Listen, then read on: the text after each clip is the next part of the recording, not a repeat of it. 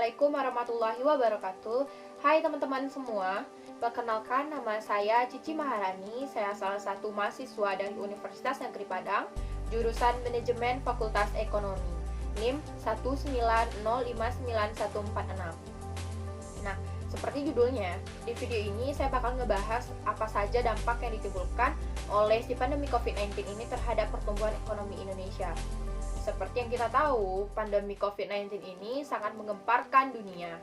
Tak hanya memberikan dampak di kesehatan manusia, namun juga di pertumbuhan ekonomi, terkhususnya Indonesia. Di sini saya bakal ngebahas pertumbuhan ekonomi Indonesia.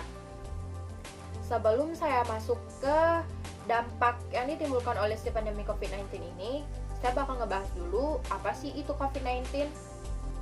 Coronavirus merupakan keluarga besar virus yang menyebabkan penyakit pada manusia dan hewan. Pada manusia, biasanya menyebabkan penyakit infeksi saluran pernafasan, mulai dari flu biasa hingga penyakit yang serius seperti MERS dan sindrom pernafasan akut berat atau SARS. Coronavirus jenis baru yang ditemukan pada manusia sejak kejadian luar biasa yang pertama kali muncul di Wuhan, Cina pada Desember 2019. Kemudian diberi nama Severe Acute Respiratory Syndrome Coronavirus 2 atau SARS-CoV-2 dan menyebabkan penyakit coronavirus disease 2019 atau COVID-19. Nah, jadi itu dia COVID-19. Dengan masuknya si COVID-19 ini ke Indonesia, membuat pemerintah Indonesia mengeluarkan kebijakan, salah satunya itu seperti physical distancing. Nah, apa sih itu physical distancing?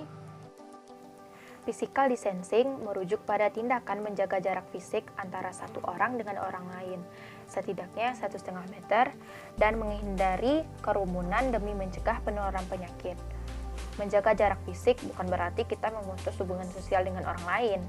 Kita dapat tetap terhubung secara sosial, bahkan ketika terpisah.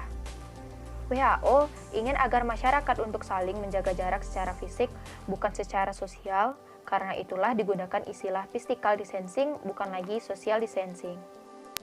Nah, jadi itu dia physical distancing.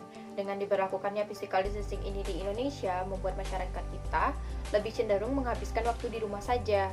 Seperti saat ini kita study from home, ada juga yang work from home.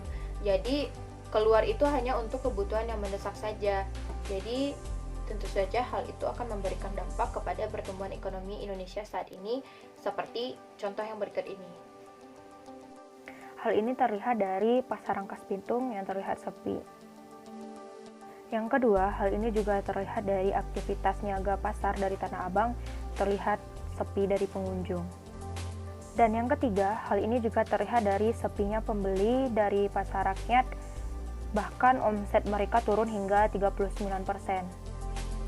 Menteri Keuangan Sri Mulyani mengatakan Indonesia cukup terhantam keras dengan penyebaran virus corona. Tidak hanya kesehatan manusia, virus ini juga mengganggu kesehatan ekonomi di seluruh dunia. Komite Stabilitas Sektor Keuangan KSSK, kata Sri Mulyani, memperkirakan pertumbuhan ekonomi Indonesia dalam skenario terburuknya bisa mencapai minus 0,4%.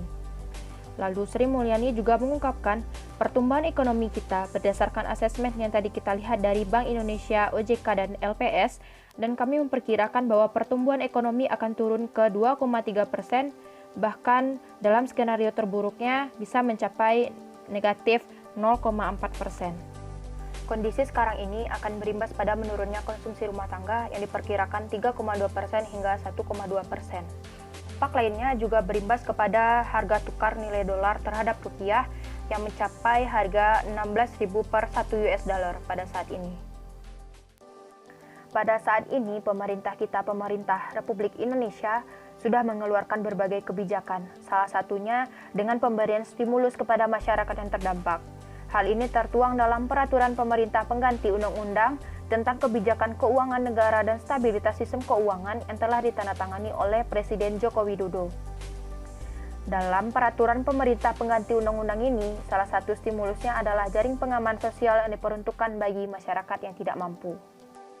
Jadi itulah kebijakan stimulus yang diberikan oleh pemerintah Indonesia, kepada masyarakat yang terdampak virus COVID-19 ini. Berikut beberapa solusi yang cocok dalam mengantisipasi situasi menghadapi wabah COVID-19. Yang pertama, pembiayaan dialihkan untuk pengadaan perlengkapan dan alat penanggulangan wabah serta pembiayaan penelitian yang fokus menemukan antivirus. Yang kedua adalah stimulus pendanaan dalam rangka peningkatan produksi dalam negeri sektor pertanian. Yang ketiga adalah relaksasi kredit sebagai stimulus fiskal untuk mendorong produksi pada sektor manufaktur, di mana terdapat banyak lapangan pekerjaan. Yang keempat adalah memberlakukan kebijakan jangka pendek, tapi tetap harus memperhatikan kebijakan jangka panjang yang bersifat struktural. Dan pada solusi terakhir yang perlu dimaksimalkan adalah kebijakan moneter dan makroprudensial melalui penurunan suku bunga dan menjaga stabilitas nilai tukar. Nah, jadi itulah dampak yang ditimbulkan oleh si COVID-19 terhadap pertumbuhan ekonomi Indonesia pada saat sekarang ini.